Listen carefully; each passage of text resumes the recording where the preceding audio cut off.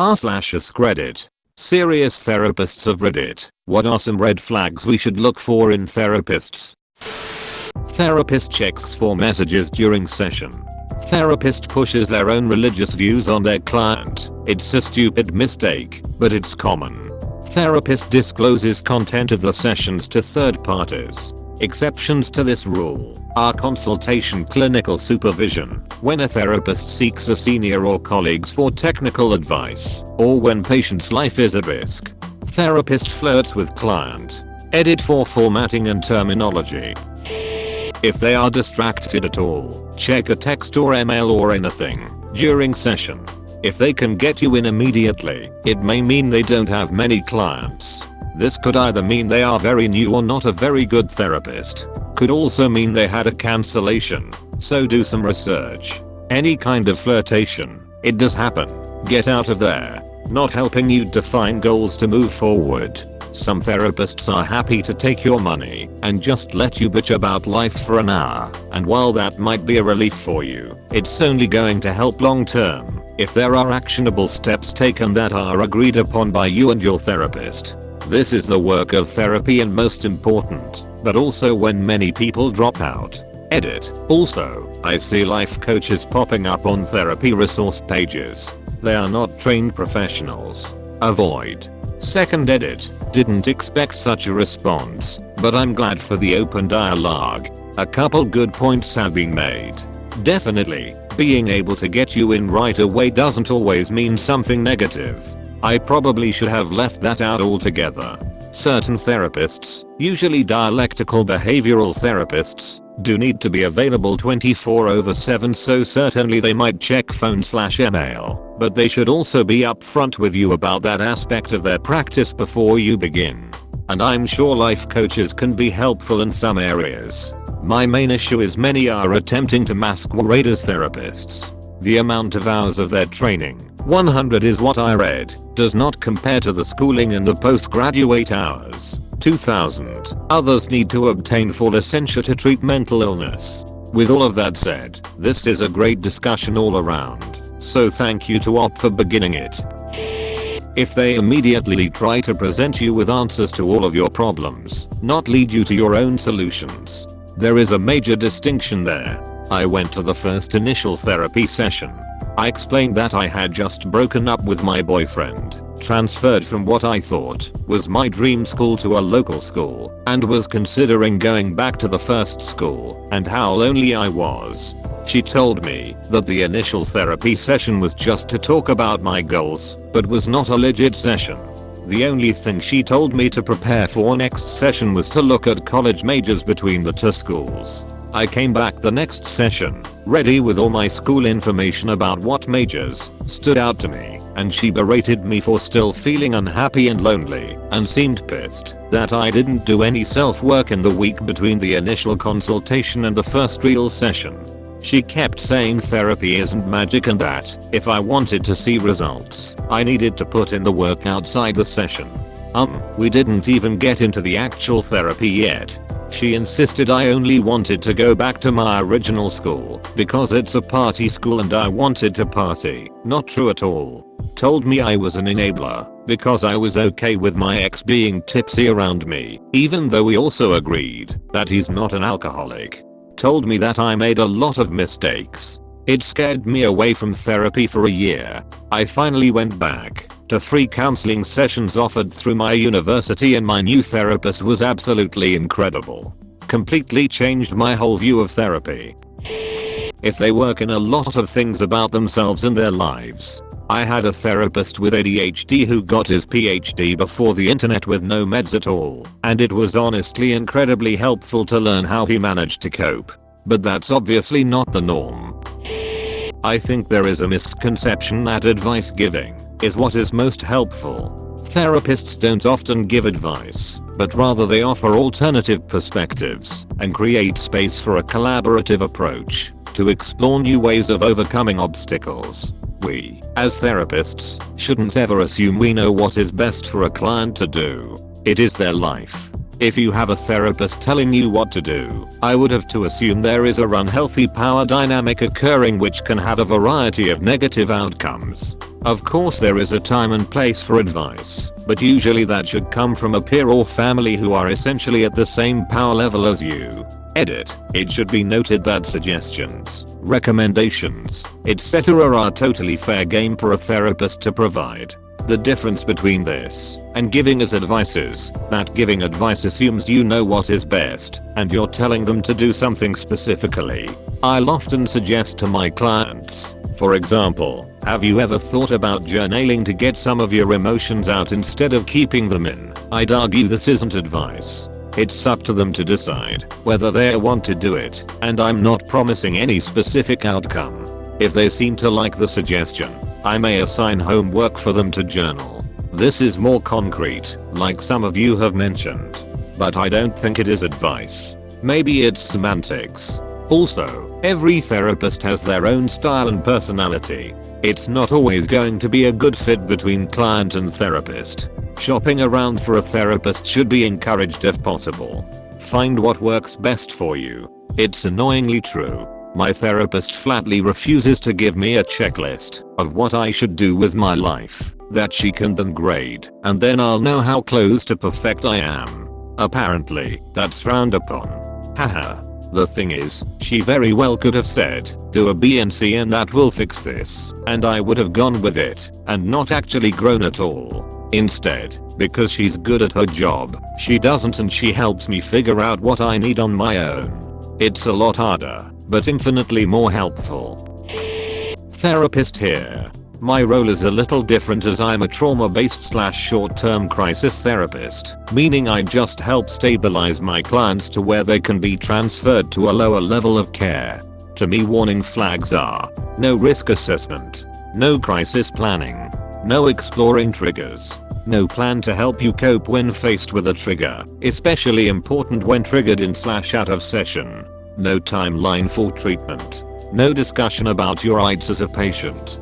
Too much advice giving. I call this cold shoulder world of people. Also giving advice about anything outside of their scope of practice, medical treatment, religious practices, legal issues, etc. In family couples sessions especially, any therapist who acts like a referee to determine who is right or wrong. Covering these items are important in therapy because it will help the patient long term and processing emotions, using healthy coping skills and problem solving on their own. I can't speak to those clinicians in private practice because I'm in community mental health, but for agency-based therapy, it is not a long-term service. Most CMH agencies are bound by EBP, evidence-based practices, which are time-limited and short-term, 6 to 12 weeks. I would be wary of a therapist who seems like they are dragging out your treatment. The goal is progress, not perfection. If they start most of their responses with at least, and then try to put a silver lining on it instead of honoring your pain and what you shared with them. Edit. My use of the word honor in this context is meant to convey that you take a person's hurt and trauma seriously. Don't diminish or downplay what someone went through or how it affected them. Instead, respect what they've been through and how they got through it so you can focus on healing. Edit 2. Thank you to the people that reminded me of Brené Brown's Silver Lining It talk. It is the perfect example, much better said, and even illustrated in an awesome YouTube video that helped me put this phenomenon into words. Damn. I'm not a therapist, but I think I do have a bad habit of doing this when my friends are venting to me. I'm going to knock that off immediately. Yeah, most people don't want that. Here a 3-step guide to be a good supportive listener. 1. Validate. Wow, that does suck. 2. Sympathize. I'm sorry you're going through that. 3. Empathize. I couldn't/wouldn't want to through that either. Here is where you can offer advice if they are looking for advice. If it were me, I would do this. Just remember, sometimes people just want to vent and aren't necessarily looking for advice. Do whatever variation of this needed, and you will be a happy, supportive listener and hopefully make the person venting feel better. Edit. Holy Awards Badman. Thank you so much, lovely people of Reddit. When your therapist is sure that you told them things you never did and hold those things against you. Had a psychiatrist like that once. Glad I got a new one. The things she held against me made me look like I was actually crazy. Therapist here. The big 3 are as follows. Talking about themselves in a way that is too detailed or detracts the attention and focus from you. Advice giving. We are not here to tell you what to do. Not referring you on when an issue is out of their competency. For example, attempting to treat LGBTQ issues without training or skills with that particular population. I'd like to take this time to remind everyone that it's important to find a therapist with whom you can click. If their personality is a clash with yours or their modality doesn't work for you, it's fine to find someone else. Hell, it's expected. This is kind of my own personal style showing in a way, but I'm of the opinion that if every session the therapist is talking more than the client, there's something very wrong. It's a little normal for them to interrupt you to focus on something you said here and there, or direct you if you lose your way, but if they are yammering on and you can't even talk about what you wanted to, I'd say that's a pretty big red flag for me. That said, I'd still say give it a couple sessions before deciding on that, because the first session can often mean a lot of information gathering, so they have to touch on a lot of things. If they start pushing their religious beliefs on you, my therapist did this, among other terrible things that keep popping up in this thread. My family is Jewish, and the therapist was Jewish, but I don't believe in any of that. I'm agnostic. But she would find time in every single session to go, well, I think you would be a lot happier if you would start practicing Judaism again and believed a little bit more in God. I eventually told her to fuck off, in a more polite manner, of course, and this was one of the reasons I specifically told her why I wasn't coming back. If they keep validating that it's okay you feel the way you do, but offer no alternative way of thinking. As someone who really needs to see one to get to the bottom of some personal shit, gotta say it is unreasonably hard to find one, even in a major city like the one I'm in.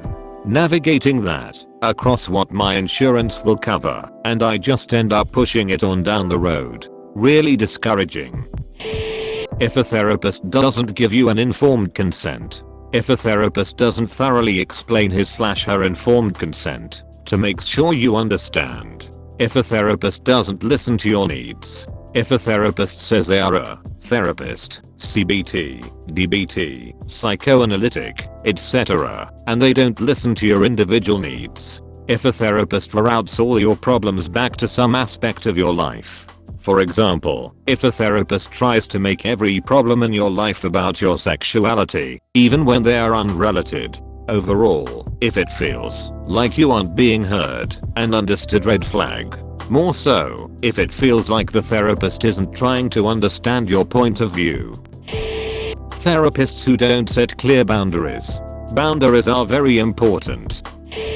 As a fairly young therapist, it is not unusual that my patients are unsure about me being competent enough at my age. They will think you lack the experience of an older therapist that has been longer in the job and went through more life events themselves. I think it's important for me to listen to those concerns and, if it is their wish, give them my view on this matter. Usually that's all it takes for them to get more confident in my skills. I think a massive red flag is a therapist that is getting very defensive when confronted with concerns or critique. It's usually a big sign of trust if the patient opens up about those things and a chance not to be missed. I had a client tell me about how she had a therapist who didn't believe that the client's parents were physically abusing her when she was a teenager about 4 years ago, and the therapist wanted to talk to her parents to check to make sure the client was telling the truth. You call the child abuse hotline immediately. You don't talk to the abusers to verify the victim's story. This therapist never called the hotline and told the client that she didn't believe her, and my client was abused for 2 more years because of it. If a therapist tells you that she doesn't believe your story, get a new therapist. It's not our job to dictate what is true and what isn't. It's our job to help you process through all of it. Edit. Thought I was on mobile and used asterisk for italics.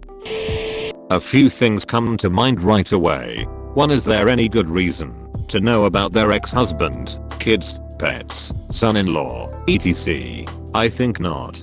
For $100 plus for 45 minutes the focus should be completely on the patient. 2 should be #1 are they licensed LMAO, and is their office legit? You can check their license number which should be readily available on their business card invoice, hung up on office wall /ask for it. Does it look like a business office or an isolated deserted building with just you and them? Do you get a creepy vibe? 3 Do you feel better or worse after you walk out? Do they approach problems with assurances or just make you feel bad about yourself? Do you go home with new tactics or strengthened tactics to deal with your life? 4 Are they building you up to function well on your own? Do they measure success by you not always needing sessions? Are they happy for you when you are stable enough to dial back frequency of sessions? 5 Are you practicing techniques in your sessions that can be used when you are on your own? Are they holding you hostage as a place to spill your guts, or are they teaching you to practice their methods across multiple parts of your life? Thanks for watching. Feel free to subscribe.